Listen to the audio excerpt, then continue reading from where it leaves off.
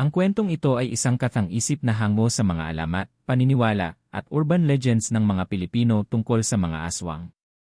Anumang pagkakatulad sa tunay na buhay, pangalan, lugar, o pangyayari ay nagkataon lamang at hindi sinasadya. Layunin ng istoryang ito ay maghatid ng kilabot, aral, at libangan. Hindi ito nilalayong sirain ang paniniwala o kultura ng sinuman. Mag-ingat sa pagbabasa, lalo na sa gabi. Sa liblib na bahagi ng Ilocos Norte, may isang lalaking kilala sa tawag na Mang Celso, isang batikang manunugis ng mga aswang. Sa loob ng 3 dekada, siya ang tinatawag ng mga tao kapag may mga misteryosong pagpatay sa mga hayop, pagkawala ng sanggol, o di maipaliwanag na lamig ng gabi. Siya ay hindi ordinaryong mamamayan, dati siyang sundalo, naging alagad ng batas, at kalaunay naging albularyo at tagapagtanggol ng mga baryo laban sa mga nilalang ng kadiliman. Hindi simpleng trabaho ang pagtugis sa aswang. Araw-araw, nakikipagsapalaran si Mang Celso sa gitna ng mga kabubatan, kuweba, at abandonadong mga bahay na pinaniniwalaang pinamumugaran ng mga halimaw. Kaakibat niya ang kanyang itak na pinatimplahan ng langis ng niyog at bawang, isang sagradong anting-anting mula pa sa kanyang lolo, at isang rosaryong itim na may balahibo ng uwak. Mga nakaraan ni Mang Celso, bata pa lamang si Mang Celso nang masaksi. Isang beses, tinugis niya ang isang matandang babae na nagkukubli bilang hilot sa araw, ngunit sa gabi ay nag-aanyong itim na baboy. Isa pang pagkakataon, naligaw siya sa gubat at nakatagpo ng isang lalaking walang anino, isang palatandaan daw ng aswang. Pagiging tagapagligtas dahil sa kanyang husay, takot sa kanya ang mga aswang, ngunit respeto naman ang natamo niya sa mga tao. Tinatawag siya ng mga bata bilang Lolo Celso na walang takot, habang ang mga matatanda naman ay nagsisindi ng kandila tuwing dumadaan siya bilang pagbati at proteksyon. Madalas siyang imbitahan tuwing may kasal o binyag upang basbasan ang mga bata, dahil ayon sa paniniwala, ang kamay ng isang batikang tagapuksa ay sagisag ng kaligtasan. Pagod, ngunit patuloy sa kabila ng lahat, si Mang Celso ay isa na lamang matandang lalaki. Mabagal ng lumakad, inuubo at panakanakang hinihika. Ngunit kahit sa kanyang pagtanda, dala niya pa rin ang apoy sa puso. Ayon sa kanya, hanggat may isang aswang pa na nabubuhay, hindi pa tapos ang aking tungkulin. Ngunit sa kalalim-laliman ng kanyang puso, may isang lihim siyang hindi maamin, isang hakbang na taliwas sa kanyang paniniwala bilang tagapuksa. Isang desisyong ginawa niya 2 taon na ang nakaraan, na unti-unting binabalikan ng kanyang konsensya tuwing sumasapit ang gabi.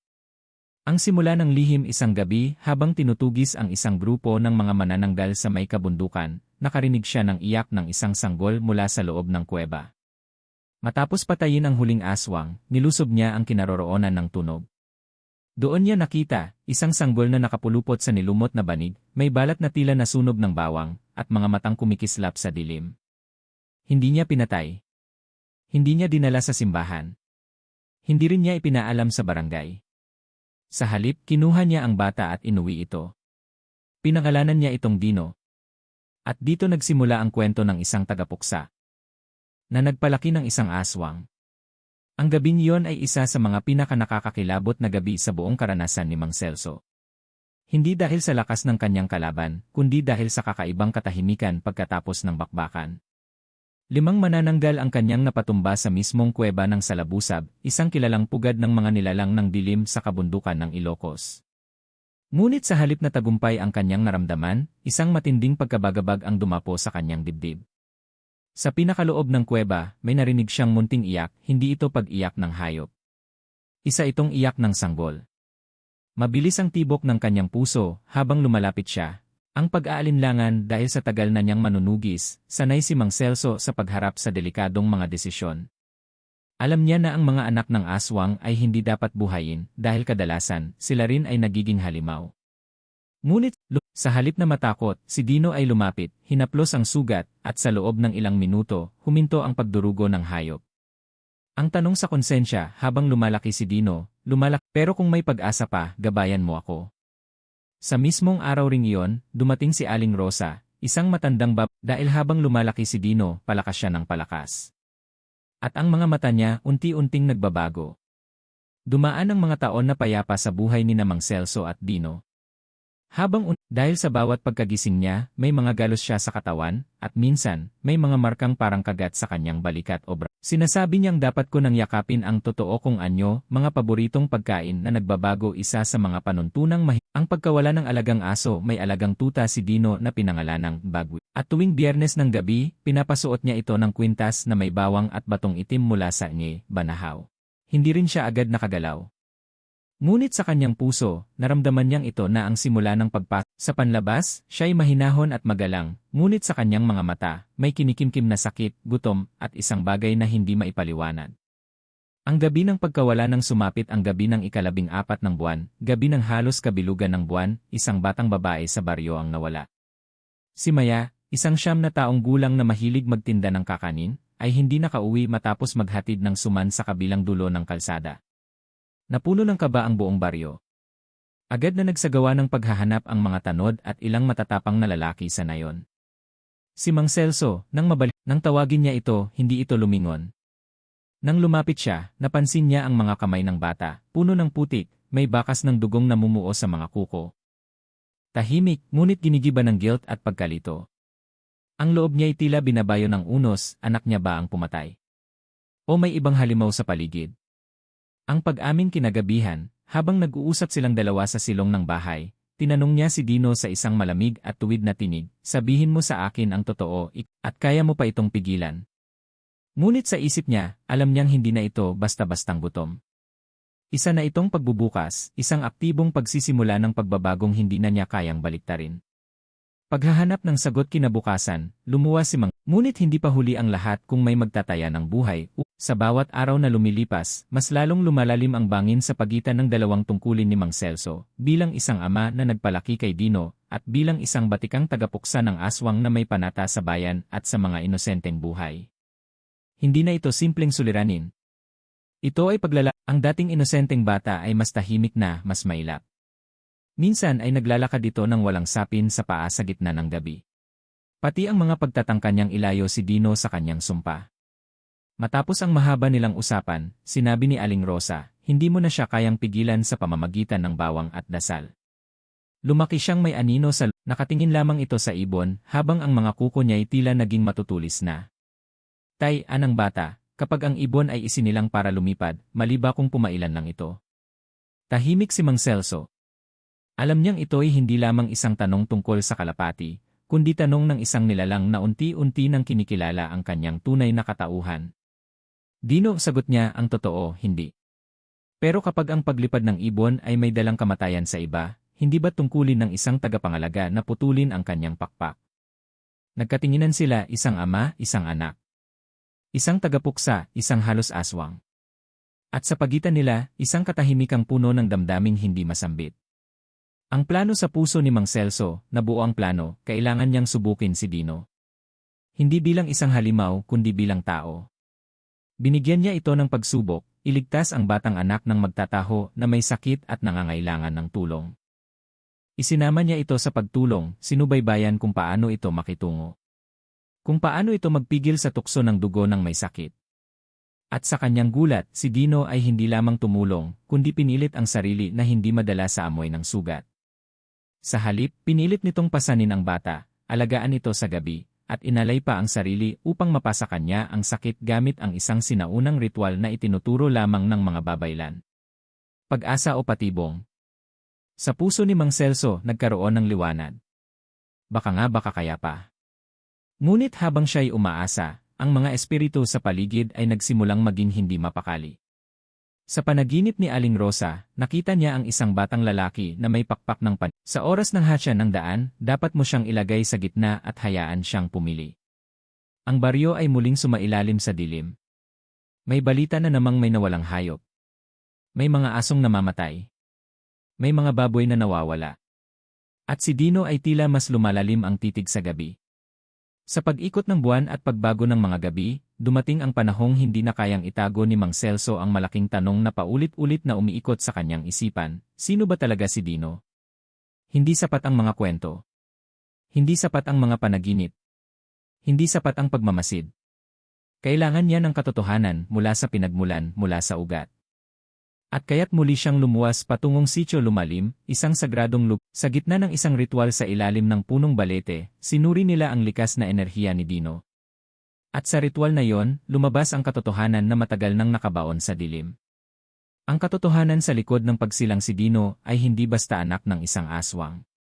Ayon kay Apo Milagros, si Dino ay isinilang sa gabi ng 3 itim na buwan, isang bihirang pangyayari na tuwing ika-negatibo 100 taon lamang nagaganap, kung saan ang 3 anyo ng buwan ay nagkakatugma, bagong buwan, paglipas ng eklipse, at supermoon sa kabilang bahagi ng mundo.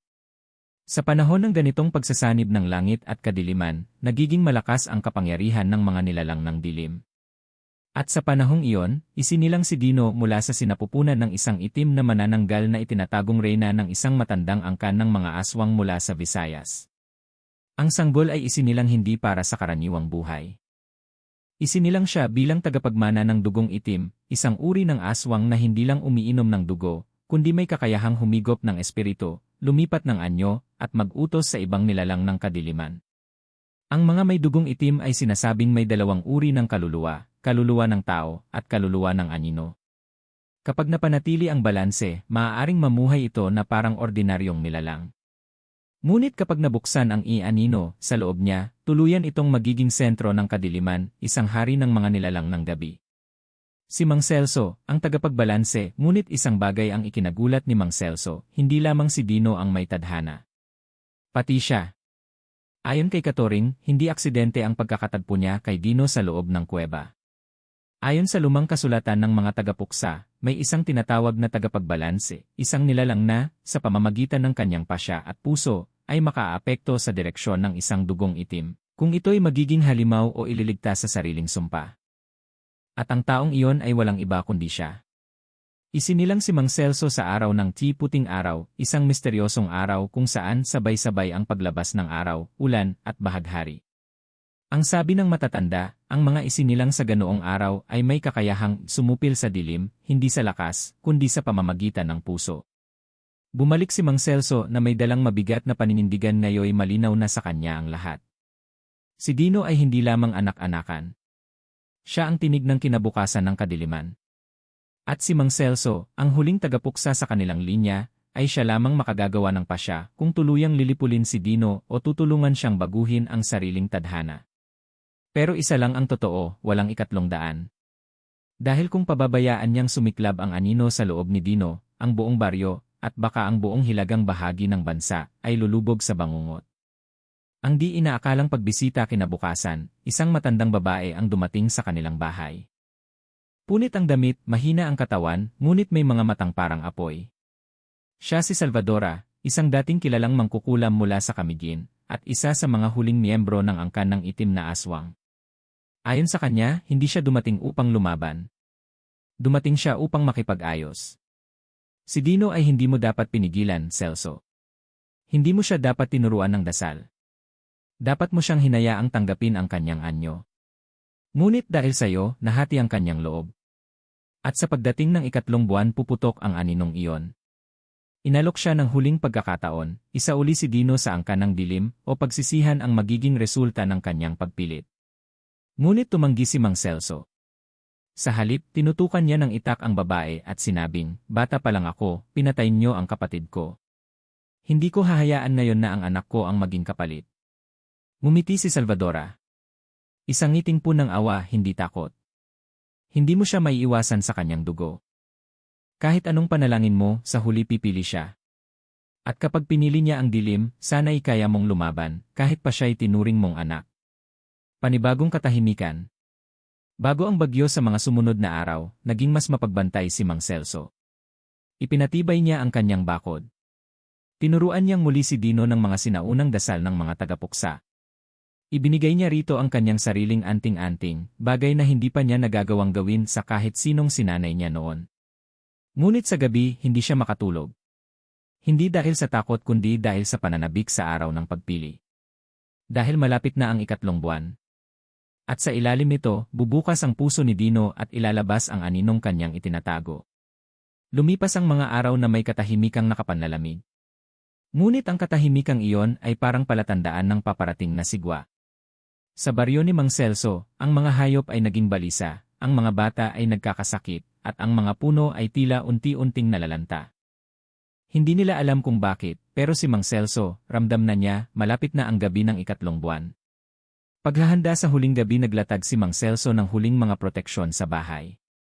Inilibing niya sa paligid ng bakod ang mga pulang itlog ng tandang, pinunit niya ang lumang damit ng kanyang kapatid na pinatay ng aswang noon at itinali sa mga poste. Sa silid ni Dino, naglagay siya ng itlog ng uwak, balat ng ahas, at isang maitim na krus na gawa sa kamagong. Habang abala si Mang Celso sa kanyang mga ritual, si Dino naman ay naging tahimik, malalim ang iniisip, at hindi mapakali. Hindi na siya lumalabas ng bahay. Madalas siyang matulala sa harap ng salamin, at kung minsan ay sinasaktan ang sarili upang maramdaman na totoo pa rin siyang tao. Tay, totoo bang may halimaw sa loob ko? Lahat tayo may dilim sa loob, anak. Ang tanong, sino ang mas pinapakinggan mo, ang puso mo o ang uhaw mo? Ngunit hindi sinagot ni Dino ang huling tanong. Bagkus, lumapit siya sa kanyang ama at niyakap ito ng mahigpit. Ang gabi ng 3 buwan dumating ang gabing iyon. Tahimik. Walang hangin. Wala ring buwan sa langit. Pero paglipas ng hating gabi, may liwanag na lumitaw, hindi mula sa buwan, kundi mula sa kalangitan na biglang nagkulay lila. Tumama ito sa bahay ni Mang Celso, at sa sandaling iyon, nangisay si Dino. Nagising si Mang Celso sa alingaw-ngaw ng sigaw. Isang sigaw na parang hindi na sa tao nang gagaling. Pagbaba niya ng hagdan, nakita niyang naglalakad si Dino palabas ng bahay. Nakapikit ang mga mata nito, duguan ang mga palad, at punit ang damit. Habang lumalakad ito, ang mga kandilang panangga ay isa-isang namamatay. Ang mga anting-anting ay nawalan ng bisa. Ang pagpapakita ng anino sa gitna ng bakuran, tumigil si Dino. Doon, unti-unti siyang nag-iba ng anyo. Tumubo ang malalalim na ugat sa kanyang braso, namuti ang kanyang mga mata, at mula sa kanyang anino, may ibang nilalang na lumabas, isang mas malaking bersyon niya, puro usok, puro itim, at may sungay na parang kalabaw. Ang nilalang ay bumulong kay Dino, panahon mo na. Iwanan mo na ang pagkatao. Tanggapin mo ang trono. Bigla na lang lumitaw si Salvadora, ang matandang aswang. Nakatayo siya sa sanga ng puno, nakangiti, at may hawak na puting sisidlan. Dino, ito ang dugo ng iyong ina. Inumin mo ito at magiging kumpleto ka na. Nang inabot ito kay Dino, tila kinagat ng demonyo ang puso ni Mang Celso. Nagsisigaw siya, Dino. Anak! Huwag mo iyang inumin. Ako ang nagturo sa iyo kung paano magmahal. Ako ang nag-alaga sa iyo. Hindi sila. Ngunit hindi siya pinansin ni Dino. Ininom niya ang dugo. At sa sandaling iyon, sumabog ang buong paligid sa lakas ng alon ng enerhiya. Ang lahat ng halaman sa paligid ay nalanta, ang mga hayop ay nagtakbuhan. Tumayo si Dino, puno ng itim na apoy ang kanyang katawan, at sa kanyang likod ay tila may lumilitaw na pakpak ng demonyo. Ang pagkawala ng ama at anak mula sa lilim, sinugod ni Mang Celso si Salvadora, ngunit agad siyang tinamaan ng itim na kidlat. Tumilapon siya sa dingding, sugatan, duguan, at halos walang malay. Lumapit si Dino sa kanya. Tay, ngunit imbes na bumalik ang dating Dino, naroon ang nilalang na may 2 tinig, ang kanyang boses, at ang tinig ng anino sa loob niya. Salamat sa lahat. Pero tapos na ang panahon ng mga tao. Panahon na ng kadiliman. Lumingon siya kay Salvadora, at tinanong, ano ang gusto mong unahin kong sakupin? Ngunit bago pa man makasagot ang matanda, biglang bumaliktad ang lahat. Ang pananabik ng dugo at ang pagpili biglang nanginig si Dino. Nagsimula siyang magsuka ng itim na dugo. Nagsisigaw siya, parang binabali ang kaluluwa niya. Tay, tulungan mo ako, ayoko nito, ayoko. Ang 2 kaluluwa sa loob niya ay naglalaban. Ang puso niya, puno ng alaala ng pagkabata, ng lugaw na pinakain ni Mang Celso noong siya ay gutom, ng pangakong hindi siya pababayaan, at ang anino sa loob niya na uhaw sa kapangyarihan at dugo. Hawak ang itak, dumapa si Mang Celso sa lupa at sinabing, anak, lumaban ka. Hindi kita papatayin. Pero kung hayaan mong mamatay ang kabutihan mo, ako mismo ang papatay sa halimaw sa loob mo. Ang pasya ni Dino tahimik. Tinitigan ni Dino ang ama. Muling lumabas ang nilalang sa kanyang anino, at sinubukang hawakan ang kanyang dibdib. Ngunit sa huling sandali, hinampas ni Dino ang sariling anino gamit ang itak ng kanyang ama. Ayoko ray inyo. Hindi gay halimaw. Umalinggaw ang malakas na sigaw. Ang katawan niya ay nagliyab ng itim at puting apoy. Tumilapon si Salvadora. Nawasak ang mga anting-anting. At bumagsak si Dino, walang malay, ngunit humihinga. Ang presyo ng pagpipilian buhay si Dino. Pero nawalan siya ng paningin sa kaliwang mata. At ayon kay Mang Celso, baka hindi na siya muling makapagsalita. Ang nilalang sa loob niya. Hindi pa tuluyang nawala pero nasugatan na. At bawat araw, kailangan niyang ulitin ang pasya. Pipiliin mo ba ang dilim? O ang puso? At si Mang Celso. Tinanggap niya ang kanyang bagong papel. Hindi na bilang tagapuksa, kundi bilang ama ng nilalang na pilit binabago ang sariling sumpa. Pagkaraan ng madugong gabi ng 3 buwan, dahan-dahang bumalik sa katahimikan ang baryo. Ngunit ito ay katahimikang tila punang tensyon, parang hinipan ng hangin ang apoy ngunit hindi ito tuluyang namatay. Si Mang Celso at si Dino ay hindi na pareho sa mga dati nilang pagkatao. Bagong simula, lumang sumpa si Dino ay hindi na nakakapagsalita. Nagpapatuloy ang paggamot sa kanyang katawan at espiritu. Tuwing gabi, isinusulat niya sa papel ang nararamdaman niya, at kahit walang tinig, ramdam ni Mang Celso ang paghihirap ng anak. Isang gabi, habang nakaupo si Dino sa balkonahe, lumapit si Mang Celso. Nasa loob mo pa rin siya, ano? Tumango lang si Dino pero may luha sa kanyang mata. Anak, hindi na kita husgahan. Pero araw-araw, pipiliin nating magpakatao. Ako bilang ama. Ikaw bilang ikaw. Pagbalik ng banta habang akala ng iba'y tapos na ang kwento, isang kakaibang bagay ang napansin sa kagubatan sa labas ng baryo. Lumalapit ang mga hayop sa kabahayan, mga baboy ramo na tila hinahabol ng anino, mga uwak na umiikot sa bubong ng simbahan, at may mga sanggol na ipinanganak na may itim na batik sa balat. Isang gabi, kumatok si Aling Miling, isang dating albularyo. Celso hindi pa tapos. Ang ginawa ni Dino ay nagsindi ng apoy sa mundo ng mga nilalang. At ngayon papunta sila rito.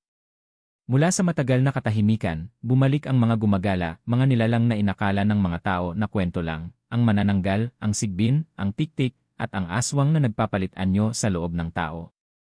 Pagpupulong ng mga lumalaban dahil sa dumaraming banta, nagpatawag si Mang Celso ng pagpupulong sa pinakamatandang kubo sa gitna ng baryo. Dito dumalo ang mga natitirang mangkukulam na tumalikod sa kasamaan, mga babay lang nagkubli sa bundok, at ang ilan pang biktima na nakaligtas sa mga aswang. Hindi tayo handa sa bagong alon ng kadiliman, ani Mang Celso.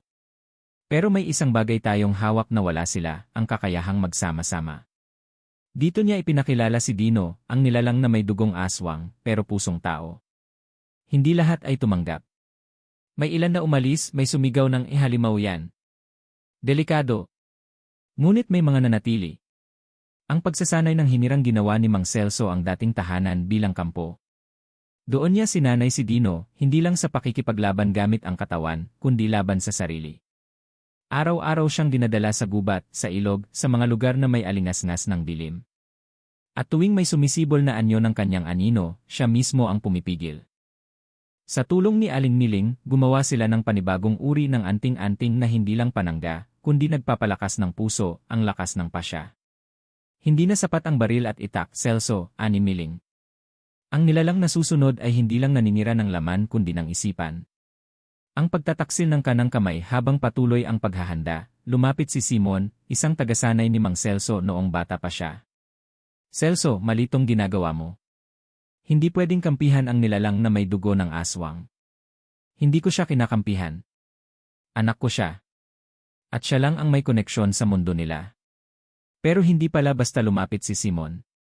Sa loob ng 2 linggo, lihim siyang nakikipag-ugnayan sa dating mga pinuno ng mga aswang, at balak niyang ipagkanulo si Celso kapalit ng kapangyarihan at buhay na walang hanggan.